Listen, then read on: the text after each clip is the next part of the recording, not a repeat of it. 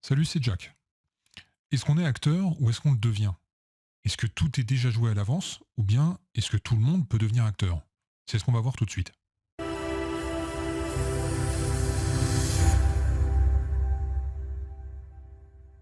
Abonne-toi à la chaîne pour pouvoir recevoir une notification dès que je poste une nouvelle vidéo. Et si tu veux en savoir encore plus sur le métier, tu peux peut-être nous rejoindre. Regarde sous la vidéo s'il y a encore le lien. Beaucoup pensent qu'il y a quelque chose de génétique. On l'a ou on l'a pas. C'est comme si c'était un don qu'on avait à la naissance. Et si tu l'as pas, t'as aucune chance de devenir actrice ou acteur. Moi-même, quand j'ai débuté dans le milieu et que je prenais des cours, je me demandais si tout le monde pouvait devenir acteur ou bien s'il fallait forcément avoir un don. Si je me posais cette question, c'est pas pour rien.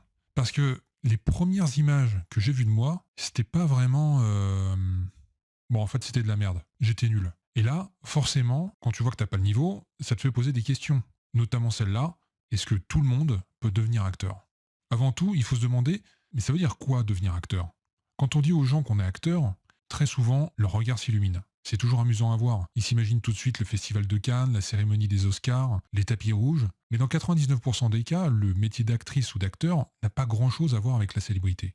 Alors oui, tu seras certainement amené à rencontrer et à jouer avec des gens connus, mais la très grande majorité des actrices et des acteurs ne sont pas connus du grand public. Ça ne veut pas dire qu'ils sont pas heureux pour autant. Ils travaillent, ils vivent de leur métier et font ce qu'ils aiment.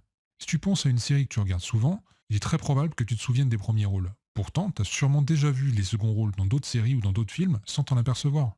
Être actrice ou être acteur, ça commence dans la tête. Tout part de là. Si tu n'y crois pas, c'est pas les autres qui vont le faire pour toi. Ensuite, tu peux très bien vivre du métier sans être une star. Comme je te le disais, la majeure partie des actrices et des acteurs sont inconnus du grand public. Et c'est pas parce que t'es pas un génie que tu peux pas être un professionnel. Tu peux être pianiste sans être Mozart. Tu peux être peintre sans être Léonard de Vinci.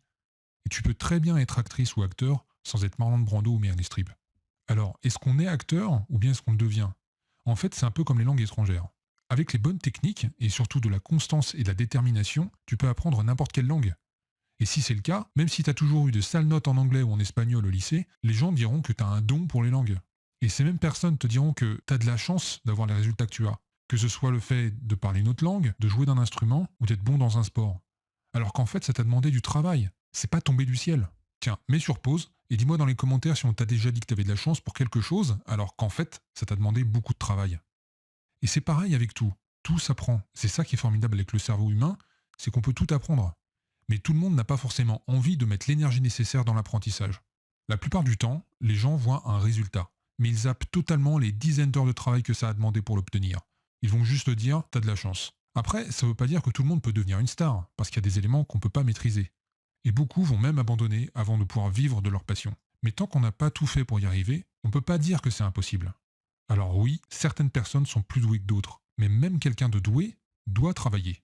Un diamant ne prend toute sa valeur qu'une fois qu'il est bien taillé.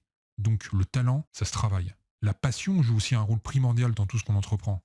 Sans passion, on a du mal à tenir sur la longueur. Il y a forcément un moment où on va se dire qu'on n'a pas envie, qu'on préférait faire autre chose, et donc on va laisser tomber. Et c'est là que la passion intervient. Parce que c'est elle qui prend le relais quand on n'a pas envie. Ce qu'il faut entendre par passion, c'est le côté émotionnel. Être impliqué émotionnellement dans ce qu'on entreprend. C'est pas juste une envie, c'est un besoin, une nécessité. Et l'autre élément très important dont on parle peu, c'est la constance. Il faut fournir des efforts constants afin d'atteindre ses objectifs. C'est pas parce qu'on va bosser comme un malade pendant 3 jours, puis laisser de côté tout ça pendant 3 mois, qu'on va obtenir des résultats. C'est un effort constant qu'il faut fournir. Évidemment, on ne peut pas tout contrôler, et la chance a aussi un rôle important. Mais elle peut se provoquer en restant dans l'action. Même les grands acteurs ne restent pas sans rien faire. Surtout eux d'ailleurs. Ils passent leur temps à se montrer, à rencontrer de nouveaux réalisateurs, à écrire des scénarios, à monter des projets.